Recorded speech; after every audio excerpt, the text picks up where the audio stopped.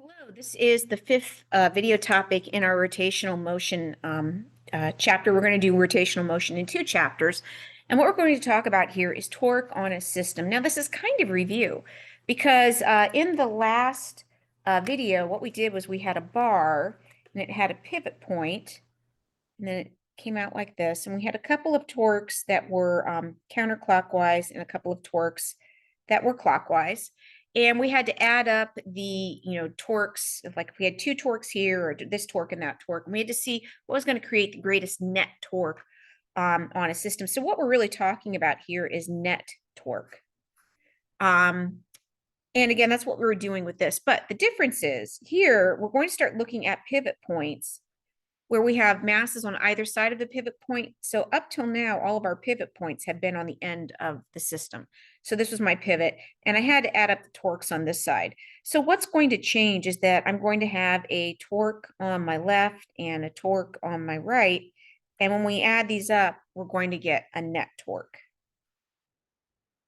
So the reason this is balanced right now is because the torque on the left equals the torque on the right. And that's a situation called statics. And we're going to look at some sample problems then. And we're going to talk about situations where we have static torque because we have equal torques on the left and the right. Okay, let's go to a couple sample problems on this. And just slide and readjust here. All right, so if I can get this all in or not, there we go. Consider the situation shown above in which the center of the meter stick is aligned with the center of the cradle, which is, oops, I don't have the whole thing in. Okay, let's see, I'm gonna have to adjust a little bit. Sorry about this.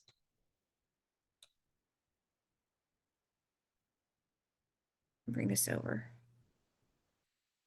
Which is at position of x equals 0 meter. The system is released from rest. Which of the following claims is correct about the motion of the system containing the meter stick cradle and the two objects, if it should say if the system is free to rotate? So that's a typo.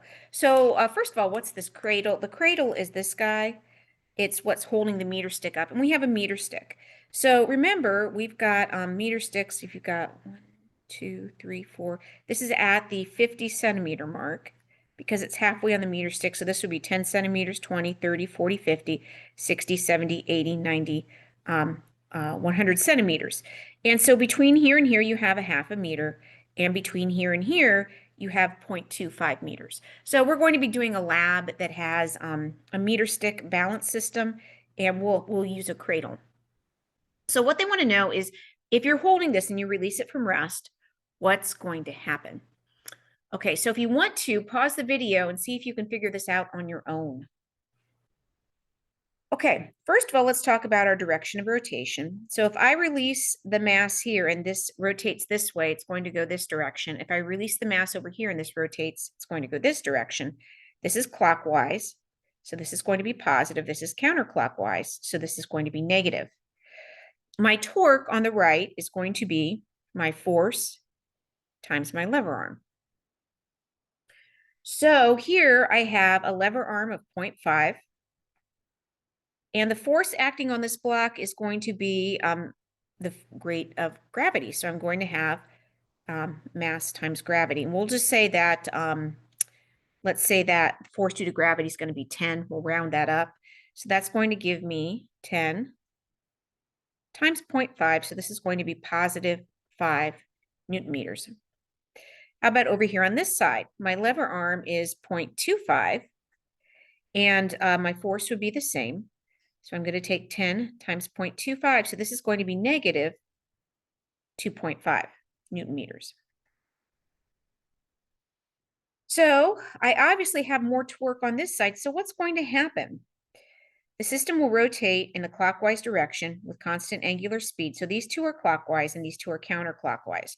We've got more torque on this side, so we can eliminate that we're going to be going counterclockwise. This goes away. So now the question is, am I going to have constant angular speed or increasing angular speed? Well, remember, we move at constant speed when we have zero net force. I don't have zero net force. I have 10 10 newtons of force because I have gravity acting on this, so I can't be constant. So that means the answer has to be B. All right, let's look at one more. If the right mass is changed to 0.5 kilograms, which of the following statements is correct about the torques exerted on the meter stick?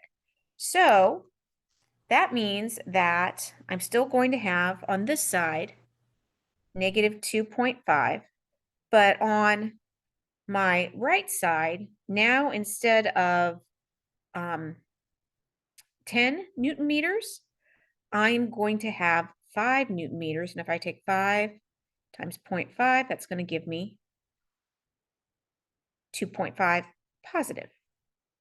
So what we're going to see there is now we have equal torques and the system's going to balance.